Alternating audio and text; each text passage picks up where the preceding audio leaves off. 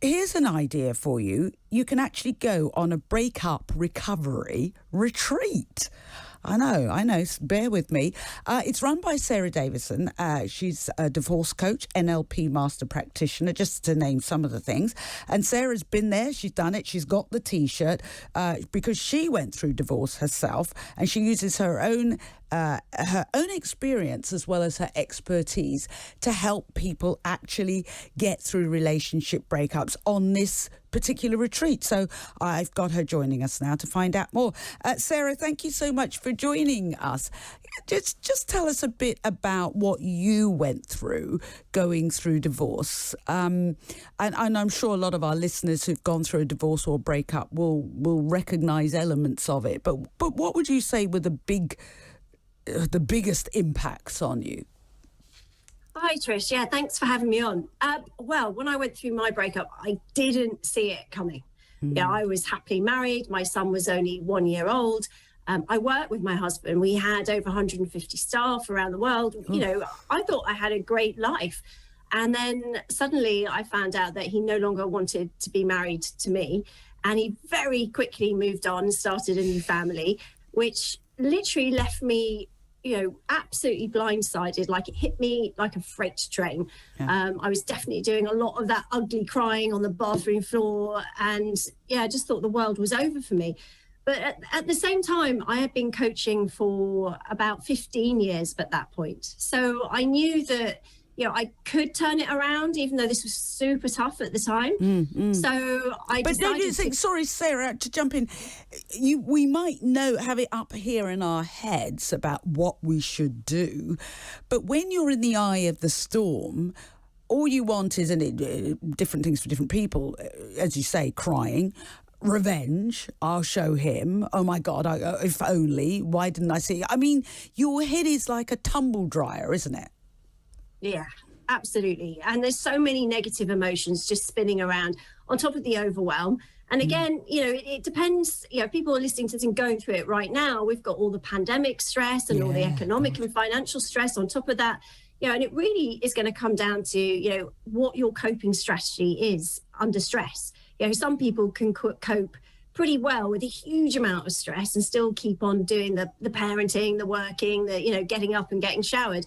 And other people can struggle just to get out of bed. Yeah. So I think it's really individual. And it really, there are lots of things, though, that's the good news, that you can do to make it easier. But it is, it's actually known, Trish, as as the second most traumatic life experience we go through after death of a loved one. It is. So and I was going to say another one, and you know, for many people who go through divorce, it means moving house, and that's another stressor, moving home as well.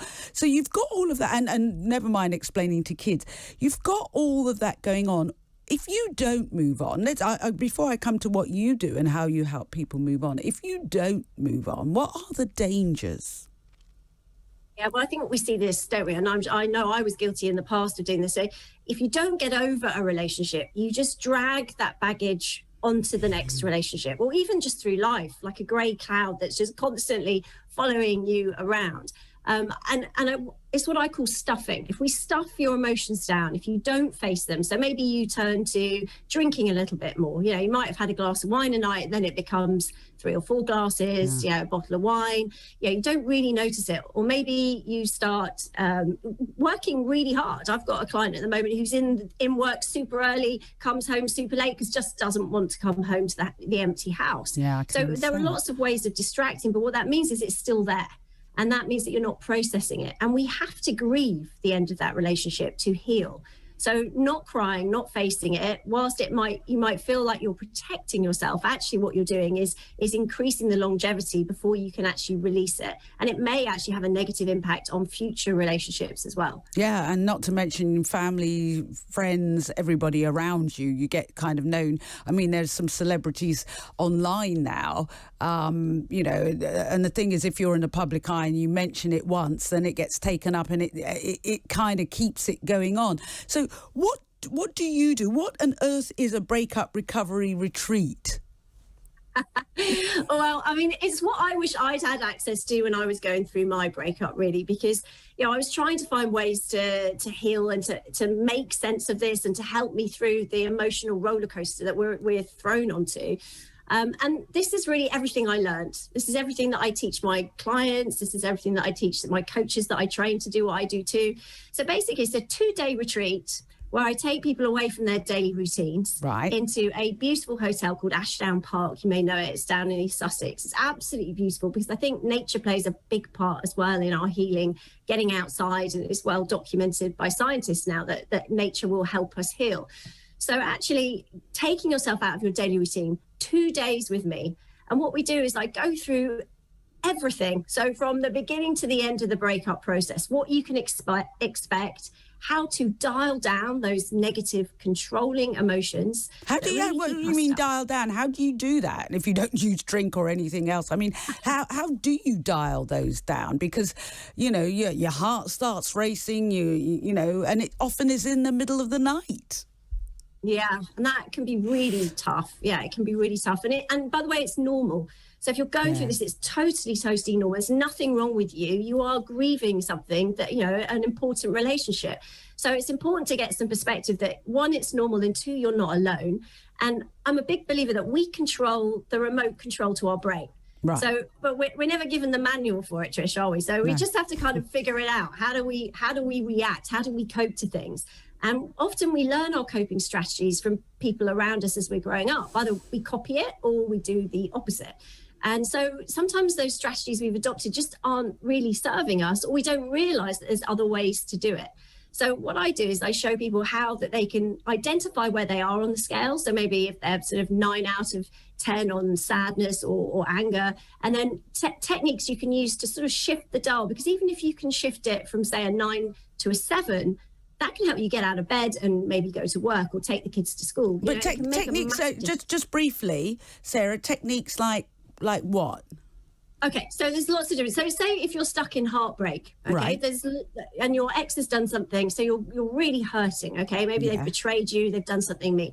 So you're reeling from that. I've got lots of little tips and tricks that you can do and stack up that are going to help.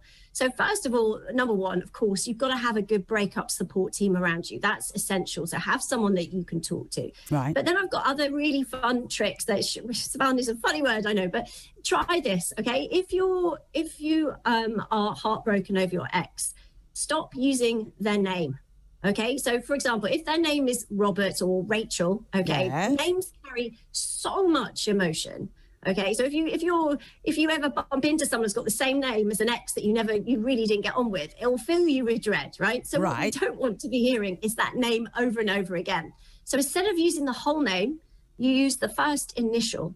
So for example, in this example, if it's Robert or Rachel, it would be R. Right. So whether you're typing or speaking or texting, you only refer to them as R. So you just say R, you don't add SE on the end. Oh, sorry, I can't resist that. No, you don't. I know some people just R. So not even a capital R, a teeny weeny little R. So we're shrinking down the significance.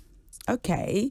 Now, you also do a podcast, don't you? And I understand, I think my producer's got a little bit of a clip, so can we hear that? So remember, if you are listening to this and you have been struggling with Mother's Day, you are not alone. You really aren't alone. There are so many other women around the country, around the world, listening, thinking, yeah, it's going to be tough. But please know that you can take your power back. You can redesign this just the way you want it. You can make it more fun. You can treat yourself. You can just have some time out, or you can choose to make it a really special day for you and your kids. And at the same time, they learn the lesson that even though things change, they can be even better. And remember that if you're doing your best, then that is always going to be good enough. That's just a little bit from your Breakup Recovery podcast. And you make a good point because, as we've been saying, Mother's Day is tomorrow. And I'm going to say a lot of people, because if you've gone through a marriage breakup or a relationship breakup and you're a man and it's Mother's Day and you're not with the mother of your children and you wish you were, it is a triggering day for a lot of people. We should say for all sorts of reasons, Mother's Day. And as you said there, one of the things is recognizing you're not alone and taking small joys. So if people are interested in your recovery retreat, Sarah, what do they do? Where can they go? Find me on the website, saradavison.com, so that's SARADAVISON.com, or on Instagram, Sara Davison Divorce Coach. You can find me there. And yes, it's coming up on May the 21st and 22nd. All right, brilliant. Thank you so much for your time, Sara. Sara, I should call you. Sara Davison there, talking about her Breakup Recovery Retreat and how you can, with a little tip there on how you can get over a relationship that has been very painful in the breakup.